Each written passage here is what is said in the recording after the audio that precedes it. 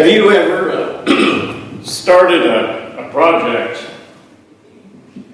that was, sort of an interesting idea to you? The more you got into it, the more you worked on it, just got bigger and bigger and bigger. That is sort of my experience with writing this book, the title of which is Detox, the Spiritual Path of Jesus for 21st Century Men. Now this book actually grew out of a very personal search for a life more deeply planted in the Word of Jesus Christ, for a life of devoted discipleship, a life where my heart's home is the dwelling of God. And I started this project back in 2004. 16 years. 16 years to carry this project around.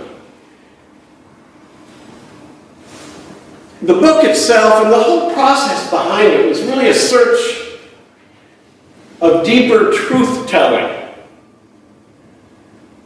about myself to myself and to God. It is really at its core a search to live out the path of Jesus that we've been talking about for the last year in the midst of the challenges and the opportunities of the 21st century. Now, in order to be a 21st century man who desired to pattern and shape his life after the example of Jesus, I realized that I needed to return first and foremost to his life and his teachings and see if there was something that he said that directly addressed what it means to follow him as a man. So I started to read the Gospels more carefully, paying close attention to when it was apparent that he was talking directly to his male disciples, and in contrast to when he was addressing just larger groups of disciples, which included many women. And the way I did this was I paid attention, close attention, to what Jesus said and did in regards to the social conditions of his day, the social conditions and the conventions of his day, but more particularly to how he dealt with those who had power over others, whether they were in positions of teaching authority, or governmental authority, or social hierarchy, such as men over women, husbands over wives, those sorts of social relationships. And as I carefully sifted through the gospel stories, what I discovered was not only a scathing indictment of the relationships between men and women in our homes and in our society, but more significantly, I uncovered what I believe to be a clear demonstration of a specifically male spirituality based in the life and teaching of Jesus Christ. And I further discerned that throughout the Gospels,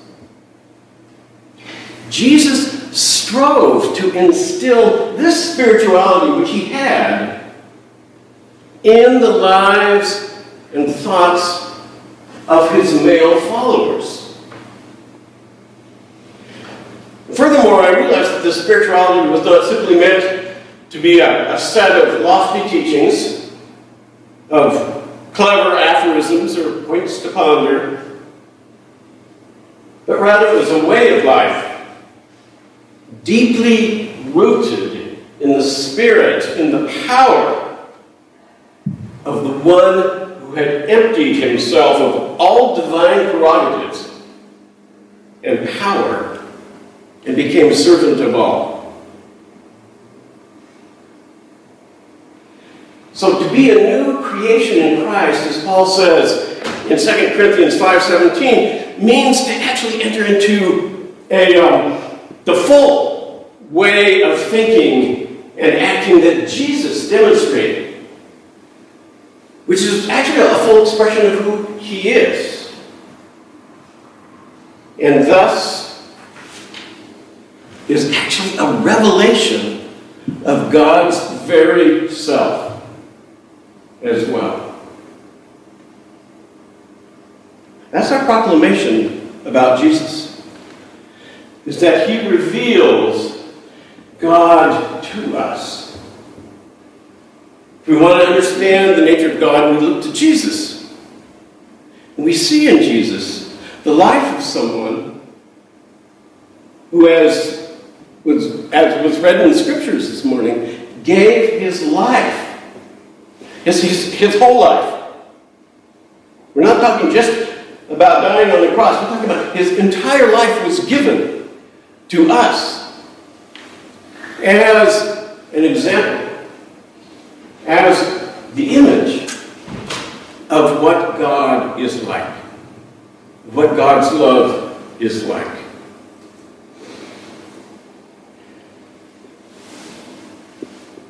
So, I realized that this spirituality was something that has actually been lost in the course of 2,000 years. What I came to understand about the spirituality of Jesus and living the path of Jesus as a man in the context of the 21st century is very specific. And it's not necessarily what it means to live the path of Jesus as a woman in the context of the 21st century.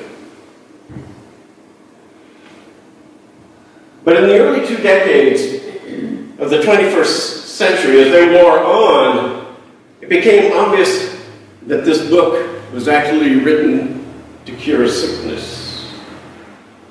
A sickness. It's a sickness that has, you could say, reached epidemic proportions in the United States of America as well as across the world. But I'm an American, and so I address Americans. It's a sickness that festers in the hearts and minds of nearly half of its population, has infected us in various ways, and resulted in the deaths of thousands of innocent people, the gender-based terrorizing of women and children, the brutalization of persons of color, and the forceful deportation of persons born on the soil of other nations, among other, well, to use a medical term, presenting symptoms. This epidemic is a virulent form of masculinity, and I use that term deliberately, that is destroying things, destroying the planet, destroying democracy, destroying families, destroying women, destroying men. And just read the headlines. The Me Too movement, that really has not gone away, but it pulled away the curtain, revealing the lascivious culture of men in power. Politicians, presidents, CEOs, media magnates, entertainers, actors, untold numbers of bosses and managers, coaches, sports doctors. Do you recognize all these headlines? All satisfying their personal sexual lusts, fantasies, and appetites through the power that they wield over the women in their sphere of control and influence. Churches, synagogues, and temples are not exempt. I mean, search the internet. Find the YouTube channels where religious leaders preach the supremacy of men over women, who refuse to allow women in positions of leadership, who proclaim control over women's bodies in the name of saving the unborn, but then who leave women on their own to fend for themselves and raise the children who were once the precious unborn, but are now problems. That is, women's problems. But there's a cure for this toxic form of masculinity that is actually life-giving, that seeks the welfare of others, that respects and cares for the earth and all its creatures. And it's the way of thinking, acting, and living that was lived and taught by Jesus of Nazareth 2,000 years ago. He taught it to his male disciples and demonstrated it with his female disciples. Sadly, it's been largely ignored and even countermanded by the legions of male hierocrats. Those are the people who rule in the hierarchy, who came to power as Christianity was absorbed and really actually co-opted by the Roman domination system of empire and male power and privilege.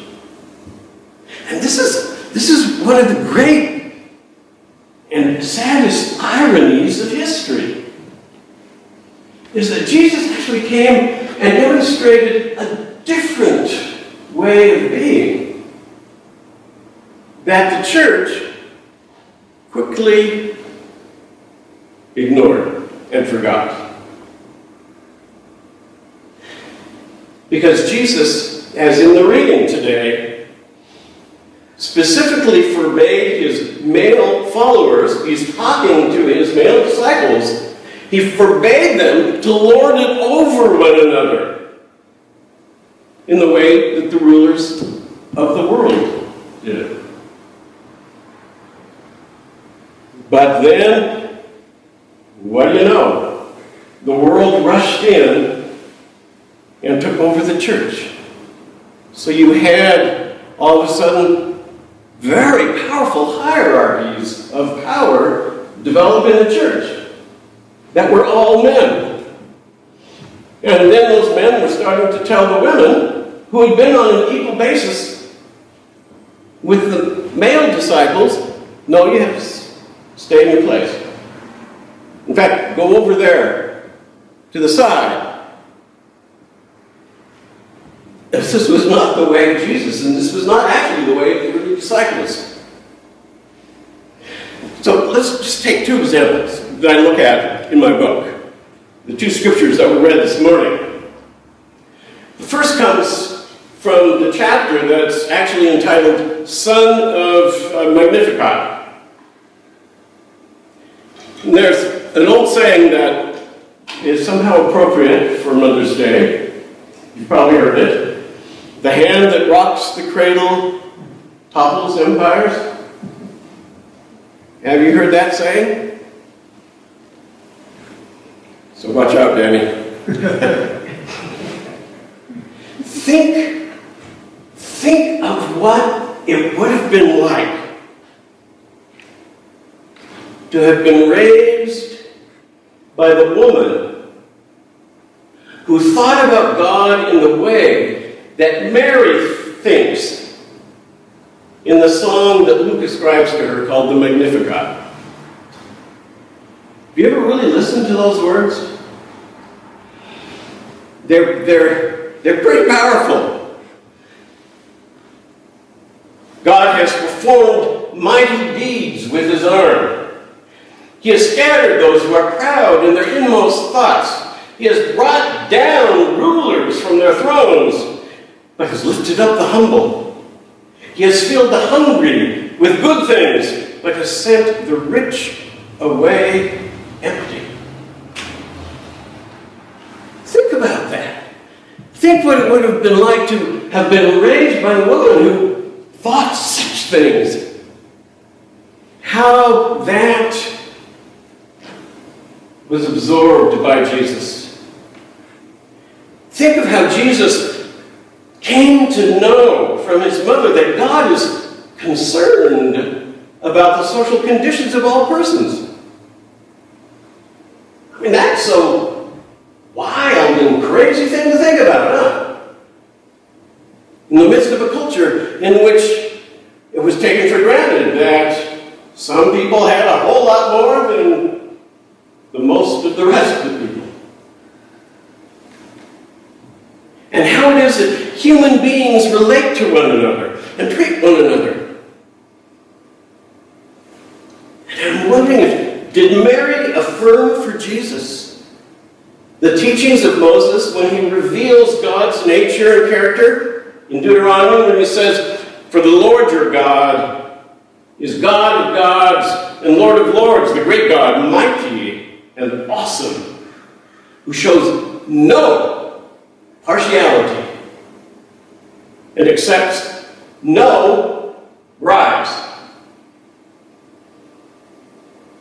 Wouldn't it be nice to have governmental leaders that follow this around the world? Who accepts no bribes. He defends the cause of the fatherless and the widow and loves the alien. Let that sort of settle in for a moment. Giving him food and clothing. Wow. That's what Moses said about God, and we can hear echoes of that in Mary's song. So literally, I wonder what she sang to him as she was rocking him to sleep at night. The same God, whose name is holy, Mary says, knows the true order of things in contrast to the proud, whose pretensions of status, of privilege, and power are simply constructions in their imaginations. So what this does is this shows that to God, all these hierarchies are simply human inventions. They're not the way of the universe. They are not the way that God envisions human relationships. They're not the reflection of a divine plan at all. Just because those who wield power over others claim that it is the order of things does not mean that it is God's order. And those in power, always want to stay in power, right? It's a fact of human existence reflected in all the official histories of human empires. And it's actually even repeated over and over in the Bible. The Bible contains a lot of very dysfunctional things. It says, this is not the will of God. But the Magnificat of Mary reveals God's plan in contrast. To put the mighty down from their thrones, to exalt those of low status, to feed those who are hungry, those who are wealthy are sent away. So contrast those priorities with our social priorities today.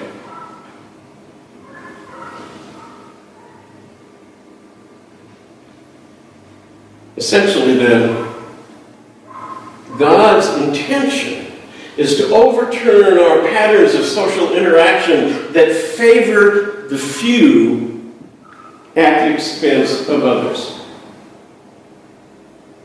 All of the others. That's what Mary is saying here. So think of Jesus drinking this in as he rose up. The second example comes from the other scripture lesson for this morning. Basically, not lording it over others.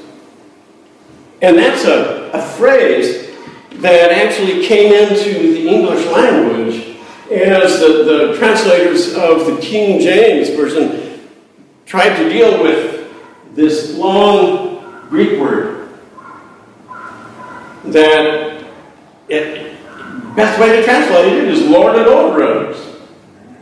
But it's a sense of that pushing down, if you have power, pushing down on others, the people underneath you. This incident, interestingly enough, that Arnie read, was found in all three synoptic Gospels as particularly illustrative of Jesus' heart, because he specifically identifies what he understands his life mission to be. Do you recall those words? He said, the Son of Man came to serve, not to be served. Right? We have this sort of, divine right of kings idea that everybody out there in the kingdom bows and scrapes at the feet of the king and live to serve him. Jesus, coming from the throne of God, as the story is, instead serves. And actually, in John, kneels at the feet of his followers, his students, and washes them. That's the farthest thing that they expected. That was far from their minds. To serve and to give. And in a nutshell, then, this is the spirituality of Jesus. But Jesus describes it himself in direct contrast then to these lines of power, of privilege, of domination and control as found in the world. And at the beginning of the gospel, these are the temptations that Jesus wrestles with and says no to. So there's this pattern throughout the Gospels. They were not only the temptations that Jesus wrestled with, but they're issues that confront men often on a daily basis.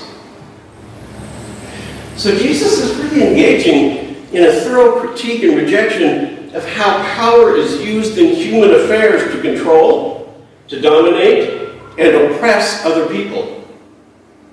And it's not just referring to the control one would have if one happened to be in a position of political authority or power.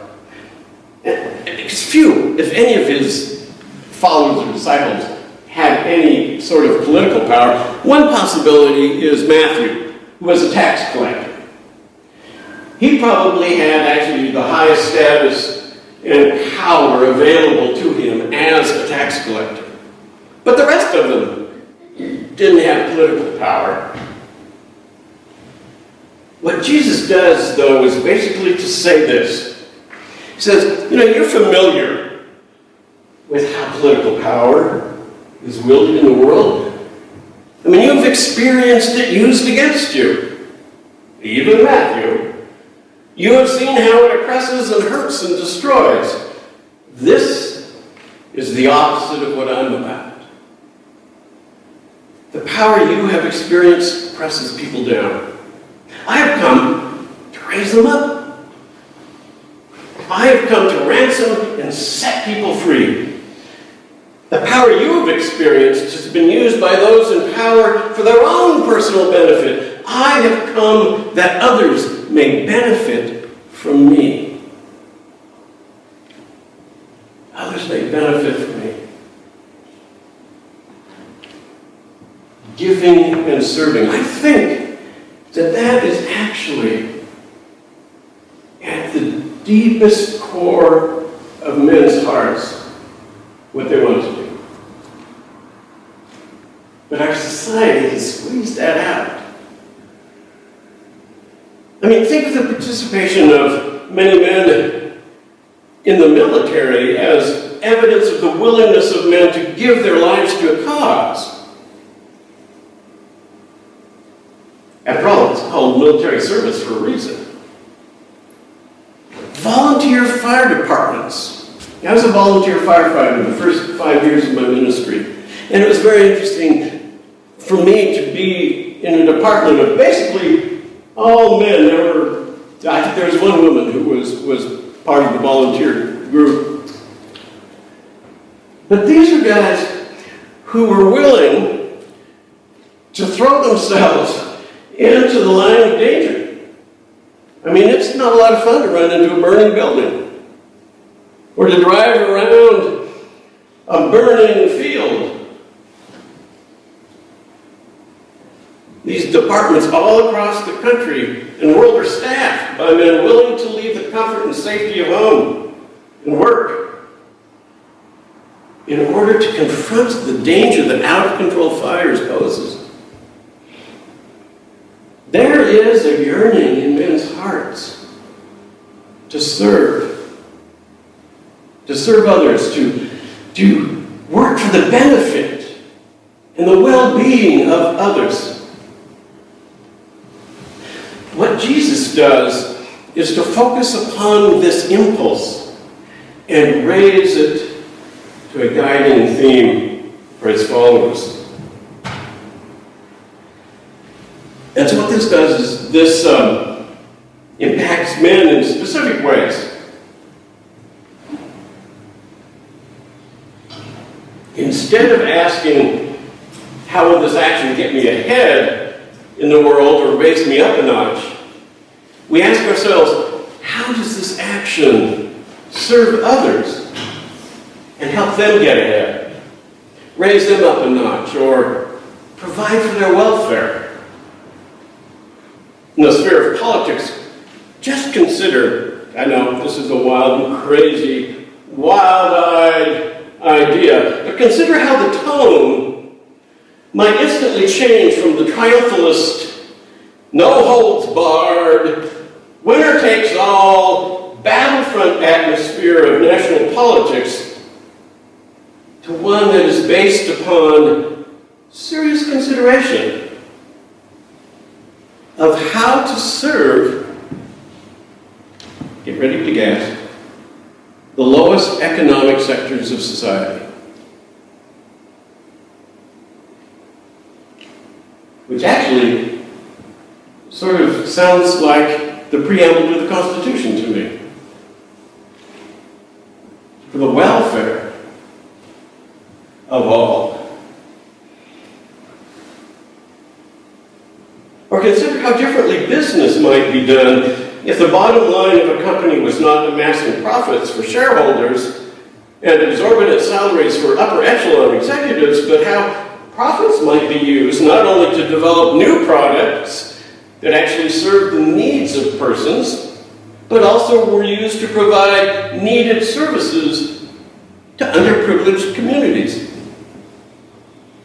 Think how different things would be if the principles and teachings of Jesus actually were put into action. Not as cute things to put on the refrigerator, but actually a way of living. G.K. Chesterton famously said, "It's not that Christianity has been tried and found wanting. It has been found difficult and not tried." The path of Jesus demands change.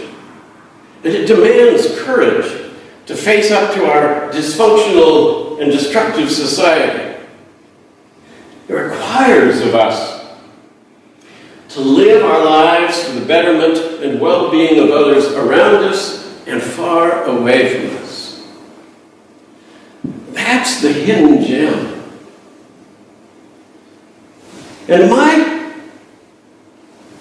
conviction is that men in our culture are hungry for this message. That it brings true purpose to life. Not the artificial purposes that the glitz of wealth and power sort of paint a veneer on things. But this is true purpose. So a question that's asked is, what will men get out of this book? Well, men will learn how to connect their faith and their deepest values with their lives and actions. They will discover how the Gospels present an entire way of life that encompasses the way they relate to other men, to the women in their lives, and to their families.